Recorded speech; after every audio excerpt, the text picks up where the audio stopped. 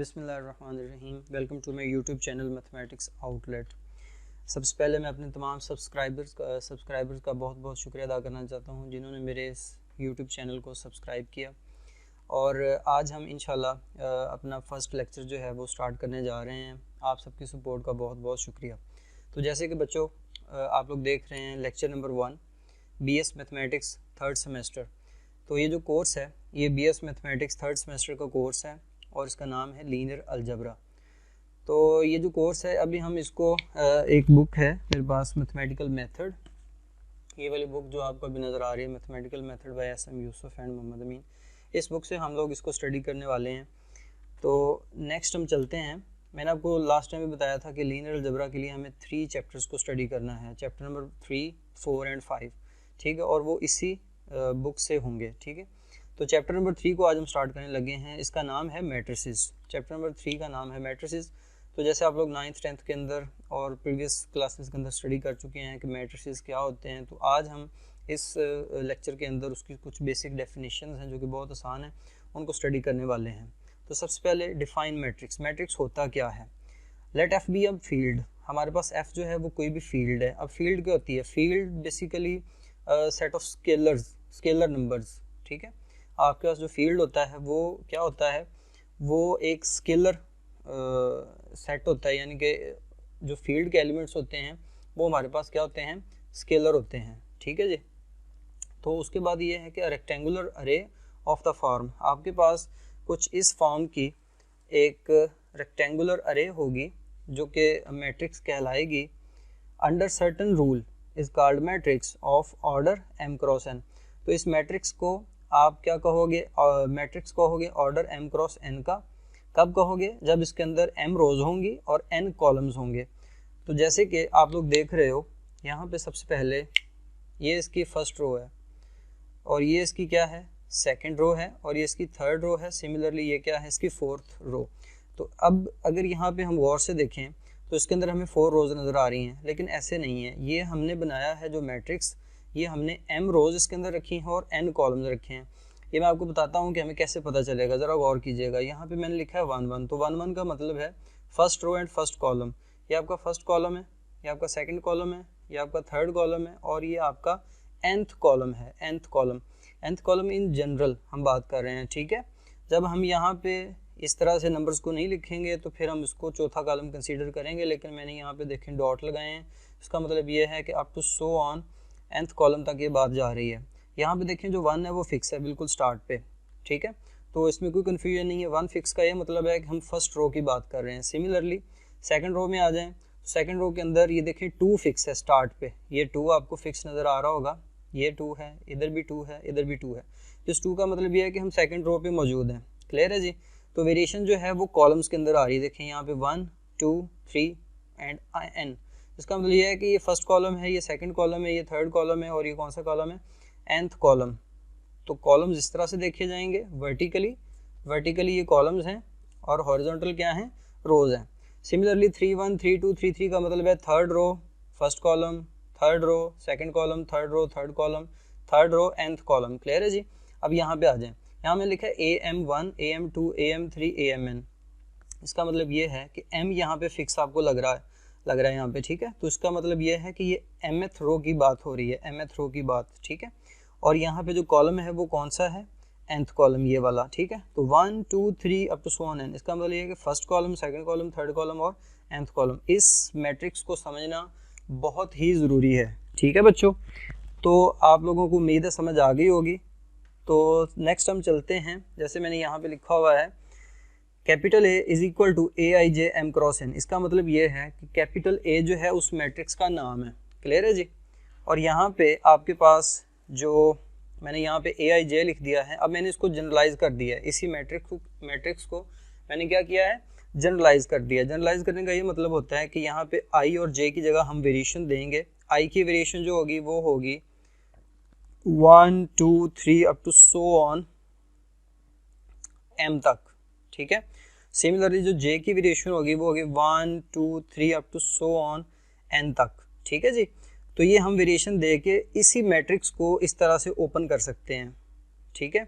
m cross n। इसका मतलब ये है कि m आपके पास क्या है, m रोज हैं और n क्या हैं, कॉलम्स हैं।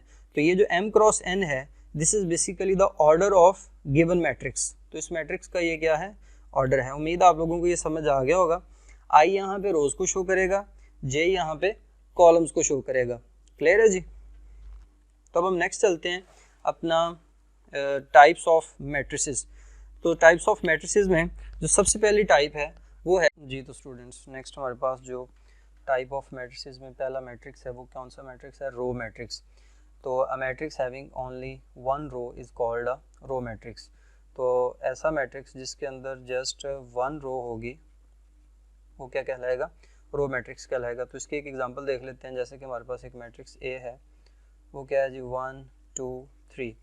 तो इसके अंदर देखें जी, हाँ आपको जस्ट एक रो नज़र आ रही है, तो ये आपके पास क्या होगा, रो मैट्रिक्स होगा। सिमिलरली एक मैट्रिक्स हम देख लेते हैं बी, तो बी के अंदर हम रख देते हैं जी 2 3। तो ये भी आपके पास क्या है, ये एक रो मैट्रिक्स कहलाएगा। सिमिलरली कोई और मैट्रिक्स हम लिख लेते हैं, यहाँ पे सी लिख लेते हैं जी, तो इसमें जस्ट मैं लिख देता हूँ जी 2। तो क्या ये रो मैट्रिक्स होगा जी, बिल्कुल ये भी रो मैट्रिक्स होगा, बिकॉज इसके अंदर आपको जस्ट एक रो नज़र आ रही है। क्लियर है जी। अब हम चलते हैं जी, नेक्स्ट हमारे पास है कॉलम मैट्रिक्स। तो column matrix, a matrix having one column is called a column matrix. It means एक ऐसा कॉलम जिसके अंदर हमारे पास जस्ट एक कॉलम होगा, वो क्या कहलाएगा, कॉलम मैट्रिक्स कहलाएगा। तो इसकी एक एग्जांपल देख लेते हैं। जैसे कि आपके पास एक मैट्रिक्स ए है 1 2 एंड 3। तो इसके अंदर जो है आपको जस्ट एक कॉलम नज़र आ रहा है, क्योंकि कॉलम्स आपने वर्टिकली देखने हैं, ठीक है, रोज आपने देखनी है हॉरिजॉन्टल। तो इसमें जस्ट एक कॉलम है, एक कॉलम, तो ये कॉलम मैट्रिक्स हो गया। सिमिलरली एक और हम एग्जांपल लेते हैं। जैसे कि आपके पास आ गया, सिंपल मैं लिख लेता हूँ 4, ठीक है। तो इसके अंदर जस्ट एक आपके पास एलिमेंट है, तो ये आपके पास क्या है, जस्ट एक कॉलम है, एक कॉलम है और एक इसके अंदर रो है। तो वन कॉलम होने की वजह से ये कॉलम मैट्रिक्स है और इसके अंदर रो भी एक है। तो अब ये जो है ये रो मैट्रिक्स भी कहलाएगा और कॉलम भी कहलाएगा, ये जो मैट्रिक्स आपके पास, ठीक है। अब हम चलते हैं, नेक्स्ट हमारे पास है जी स्क्वायर मैट्रिक्स। तो स्क्वायर मैट्रिक्स क्या होता है, a matrix having equal rows and columns is called a square matrix. तो यानी कि इसके अंदर हमारे पास number of rows will be equal to number of columns. उम्मीद है आप लोगों को समझ आ रही होगी। अगर बच्चों नहीं समझ आ रही तो आप लोग कमेंट सेक्शन में ज़रूर पूछ सकते हैं। Number of rows will be equal to number of columns, then that matrix is called a square matrix. For example आपके पास एक मैट्रिक्स ए है। एग्जांपल से आपको हमेशा बात अच्छी समझ आएगी, याद रखिएगा। तो आप लोगों ने वीडियो को मिस नहीं करना, अच्छे से देखना है। तो देखें स्क्वायर मैट्रिक्स 1 2 3 4। तो इसके अंदर देखें गौर से, कितनी रोज हैं जी, 1 2, 2 रोज हैं इसके अंदर और 2 ही इसके अंदर कॉलम्स हैं। तो इसका मतलब ये हुआ कि ये आपके पास जो है क्या है, एक स्क्वायर मैट्रिक्स है। तो यहाँ पे आप इसका ऑर्डर भी लिख सकते हो 2 क्रॉस 2। तो इसका ऑर्डर क्या है, 2 क्रॉस 2। अक्सर बच्चे इसको मल्टीप्लाई कर देते हैं, तो मल्टीप्लाई नहीं करना, 2 क्रॉस 2 बेसिकली इसका क्या है, ऑर्डर है। इसको जनरली हम यूँ लिखते हैं m क्रॉस n, m रोज और n कॉलम्स। तो ये बताता है कि किसी भी मैट्रिक्स के अंदर कितनी रोज हैं और कितने कॉलम्स हैं। तो अब हम चलते हैं जी नेक्स्ट, एक एग्जांपल लेते हैं। और जैसे कि हम b के अंदर लिख देते हैं सिंपल 7। तो क्या ये आपके पास स्क्वायर मैट्रिक्स होगा जी, बिल्कुल ये भी स्क्वायर मैट्रिक्स होगा और इसका ऑर्डर होगा 1 क्रॉस 1। 1 रो है 1 कॉलम है, इट मींस के रोज और कॉलम्स इक्वल हैं, तो ये आपके पास स्क्वायर मैट्रिक्स हो जाएगा। तो नेक्स्ट हम चलते हैं जी डायगोनल मैट्रिक्स की तरफ। डायगोनल मैट्रिक्स क्या होता है, a square matrix in which all the elements except the main diagonal elements are 0 is called a diagonal matrix. तो आपके पास जो डायगोनल मैट्रिक्स है उसको हम एग्जांपल से समझने की कोशिश करते हैं। जैसे 1 0 0 0 2 0 0 0 3। तो गौर कीजिएगा, इसके अंदर जो मेन डायगोनल है वो ये है 1 2 3। 1 2 3 एलिमेंट जिस पोजीशन पे खड़े हैं ये आपका मेन डायगोनल है, इसको आप ज़हन में बिठा लें। तो मेन डायगोनल के अलावा जितने भी एलिमेंट्स हैं वो सारे क्या होने चाहिए, 0 होने चाहिए। अगर मेन डायगोनल के ऊपर और नीचे क्या बन जाएं, 0 बन जाएं, तो आप ऐसे मैट्रिक्स को क्या कहोगे, diagonal matrix. Except the main diagonal, बात को गौर से सुने, एक्सेप्ट द मेन, एक्सेप्ट का मतलब होता है मां सिवाय, except the main diagonal, main diagonal के अलावा, ठीक है। डेफिनेशन आपको रटी टाइप जो है वो मिल जाएगी और मैंने भी बता दी है, वीडियो को आप पीछे करके देख सकते हैं, ठीक है। तो यहाँ पे देखें मेन डायगोनल ये है, इसके अलावा बाकी सारे एलिमेंट क्या होने चाहिए, 0 होने चाहिए। तो उस मैट्रिक्स को हम क्या कहेंगे, डायगोनल मैट्रिक्स। उसकी बेशुमार एग्जांपल बन सकती हैं, ठीक है। अब हम चलते हैं जी नेक्स्ट मैट्रिक्स की तरफ, जो कि है हमारे पास स्केलर मैट्रिक्स।